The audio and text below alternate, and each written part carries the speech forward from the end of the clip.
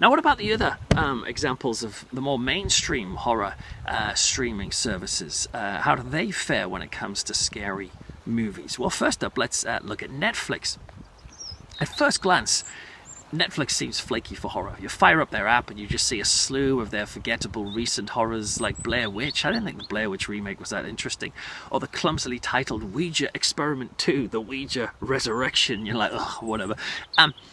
However, if you the trick with Netflix is to try and skip and get rid and avoid their wacky film groupings. They have like horror with a strong female lead, or exciting films set in Berlin or something, and you're like, they're so specific. You want to try and get past those and drill down into the straight up genre titles, you know, like horror, thriller, or whatever. If you do that and get down to the category sections, you'll start spotting some real gems, like the Australian grief personified horror The Babadook, which I've talked about on this show before. It's a really, really good film. Or there's also the funny yet gripping Housebound from New Zealand, which I've spoke about too. That's currently streaming on Netflix. Also on Netflix was a film that I finally got to see. I've been recommended this film for a long time. It's called Bone Tomahawk, a western starring Kurt Russell, and it's a really excellent film. Watching it, you'll think, is this a horror movie? In a sense that it's just a really lovely, at times mostly, drama about settlers in the Wild West, as it were, living in a place called Bright Hope, and they're living their lives and trying to get on, being very polite with each other, morning ma'am, that sort of thing, and then the place gets attacked by these troglodytes, and the script is superb.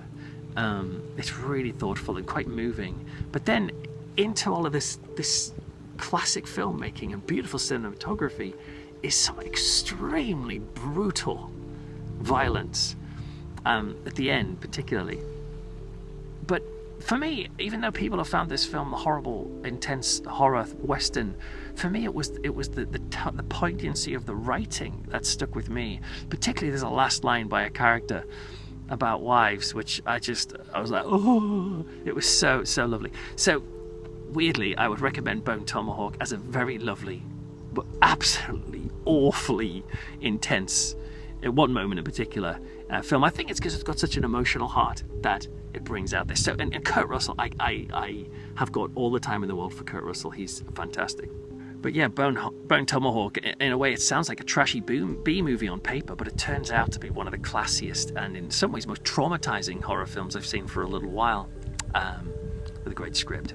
Another quirky tip is Late Phases, also called Night of the Wolf. That's about a blind man defending a retirement complex from a werewolf. I actually really quite enjoyed that. It was just different. It's not often you get like a protagonist that's an adult, like a grown-up, or an older person. In horror films, they're so often teenagers, but in this, not only is he an old man, he's also blind. It's just pretty interesting, and I love the idea of a werewolf attacking an old people's home. Call me twisted, but that excites me. If you drill further into Netflix, you'll get some really lovely retro treats too, like The Skull with Peter Cushing, or The Keep, or Return of the Living Dead, which is just a brilliant film, or From Beyond, and drumroll please, Troll 2 is also in there. An absolute must-watch on Netflix is Let's Scare Jessica to Death, which is a haunting, spooky 70s tale of a woman going mad. Or is she? It's really good. And it's one of those films that kind of, you'll hear people who love horror. I've reviewed it on this, but people who love horror, and particularly if they're like retro horror like I do, will often talk about it in a kind of, wow, that film creeped them out or haunted them in some ways, and it haunts me. It's an excellent film.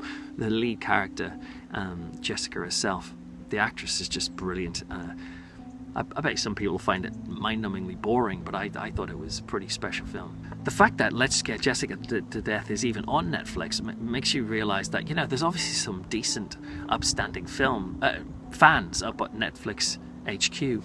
And you can even get the original Canadian slasher My Bloody Valentine on there, which is nice to see. Oh, they've got Grabbers too. That's a giddy monster movie set on an Irish island where the only defense against a tentacled alien creature is to get absolutely blind drunk. That's a really quite funny film. And they've got Creep too, which is a really unsettling found footage movie. I'm not particularly a fan of found footage, to be honest with you. I mean, it's all right. It has its moments, but I kind of get a little bit bored with it. But every now and again, a found footage film will come along and I'll go, yeah, I'm getting the vibe of this. And Creep is a one that I got the vibe of.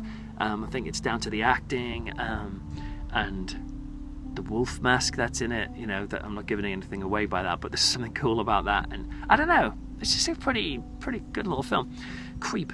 And there's also, this is more science fiction, but it's got sort of horror elements. But on Netflix at the moment, there's a brilliant 70s sort of mondo weird sci-fi movie called Phase 4, which was made by Saul Bass, or Saul Bass, I can never know how to pronounce it. Now, Saul Bass was the guy who, he designed all the posters for Alfred Hitchcock movies. He's a great sort of graphic artist, so he's made some iconic posters that you'll recognize, and the main titles for films. I think he did North by Northwest and these other things, so he's great at that stuff.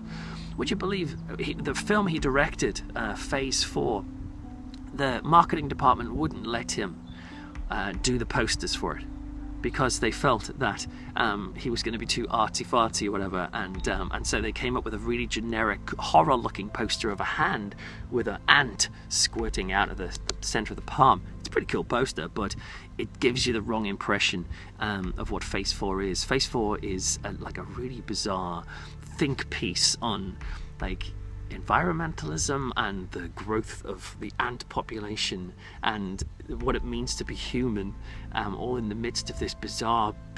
I haven't even told you what it's about, have I? It's these scientists going out to the desert because they're noticing that the ant population is expanding, and I think other insects or other creatures are diminishing, and they're like, why are the ants getting more popular? It's not like the horror film Empire of the Ants or anything where the ants are giant and trying to attack. These are normal size ants. But what's great about Phase 4, it has some absolutely astonishing close-up photography which you can check out, and it's those bits in particular that really stand out. But the whole scientists trying to study this in a 70s vibe is what I really enjoyed as well.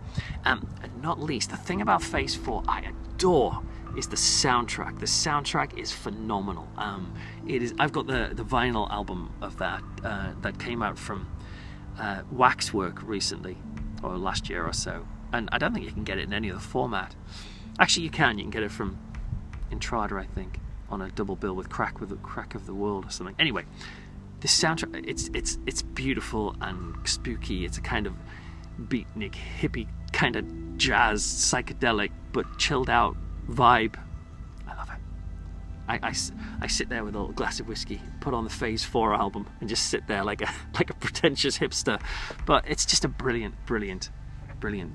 album. Anyway, I've gone off on a tangent. Phase 4, check that one out. That's on Netflix. Nope.